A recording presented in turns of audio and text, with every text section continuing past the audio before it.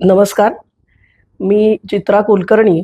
मी नाशिकमध्ये महाराष्ट्र राज्य लोकसेवा हक्क आयुक्त म्हणून काम करते आणि महाराष्ट्र लोकसेवा अधिनियम 2015 या कायद्याविषयी आज थोडंसं आपण बोलणार आहोत.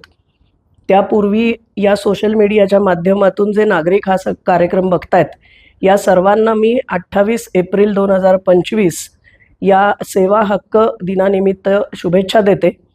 आणि महाराष्ट्र लोकसेवा हक्क अधिनियम 2015 हा कायदा 28 एप्रिल 2015 पासून अंमलात आला राज्यात आणि त्याची दशकपूर्ती आता होतीये. तर या निमित्ताने शासनाने असा निर्णय घेतला आहे की इथून पुढे प्रत्येक वर्षी 28 एप्रिल हा दिवस सेवा हक्क दिवस म्हणून राज्यभरात साजरा होणार आहे.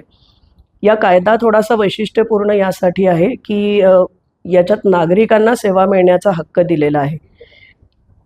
सरकारी कर्मचारी, अधिकारी, सरकारचे वेगवेगळे विभाग यांच्यावर वेळेमध्ये सेवा देण्याचं बंधन या कायद्याद्वारे घातलेलं आहे आणि सर्वसामान्य नागरिकांना त्यांना सेवा मिळण्याचा हक्क या कायद्याद्वारे राबवता येतो.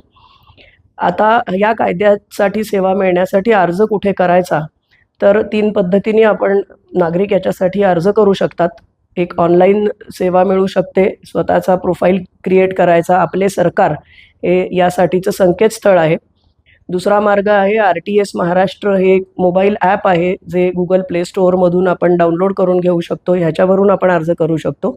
आणि तिसरा मार्ग असा आहे की आपले सरकार सेवा केंद्र किंवा ई सेवा केंद्र ही जी केंद्र शासनाने उघडली आहेत, या केंद्राद्वारे आपण अर्ज करू शकतो. आणि नागरिकांना पारदर्शक, कार्यक्षम आणि समयोचित अशा 3 पद्धतींनी सेवा देण्यासाठी हा कायदा आणलेला आहे. वेळेचं बंधन घातलेलं आहे प्रत्येक कामासाठी. आजच्या तारखेला 38 विभागांनी सेवा याच्यात अधिसूचित केलेल्या आहेत की ज्या विभाग म्हणतात की आम्ही एवढ्या सेवा ठराविक कालावधीत देऊ. अशा 38 विभागाच्या, उदाहरणार्थ कृषी विभाग असेल, महसूल विभाग, पोलीस खातं, RTO, भूमी अभिलेख, शालेय शिक्षण, उच्च तंत्र शिक्षण, असे वेगवेगळे विभाग जे आहेत, ग्रामपंचायत, नगरपालिका, हे सर्व महामंडळं, प्राधिकरणं, स्थानिक स्वराज्य संस्था, हे सर्व याच्याखाली येतात. या सर्व विभागांनी याच्याखाली सेवा द्यायचं मान्य केलेलं आहे. त्याच्यासाठी वेळेचं बंधन मान्य केलेलं आहे आणि हा एक खूप मोठा क्रांतिकारी कायदा नागरिकांच्या दृष्टीने म्हटला जाईल.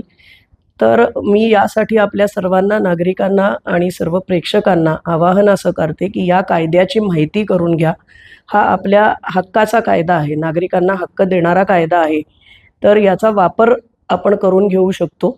आपल्याला जे दैनंदिन कामं सरकारी विभागाकडून करून पाहिजे असतात, ज्याची पूर्तता वेळेत व्हावं अशी अपेक्षा असते, ही सर्व कामं या कायद्याद्वारे तुम्हाला सुलभतेने मिळणार आहेत, वेळेवर मिळणार आहेत.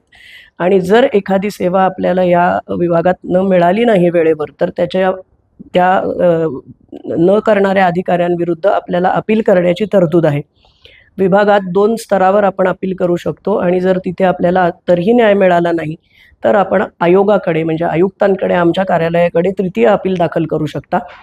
आयोगाला या कायद्यात मोठे अधिकार दिलेले आहेत. आम्ही स्वाधिकारे सुद्धा एखाद्या सेवा दिल्या जात नसतील तर त्याची दखल घेऊ शकतो. तृतीय अपील निकाली काढण्याचं आणि जर एखादे अधिकारी वारंवार सेवा देण्यात कसूर करत असतील असं लक्षात आलं तर त्यांना दंड लावण्याचं, त्यांच्या विरुद्ध शिस्तभंगाची कारवाई करण्याचं, विभागीय चौकशी करण्याचे, हे सर्व अधिकार आयोगाला दिलेले आहेत.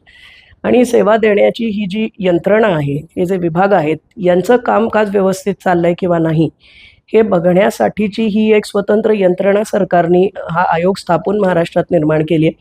आणि याच्यात अनेक सेवा अजून वाढवायची शासन प्रयत्न करत आहे. सध्या 969 सेवा आपल्या या कायद्याखाली येतात आणि 536 सेवा यातल्या आपल्या ऑनलाईन सुरू आहेत.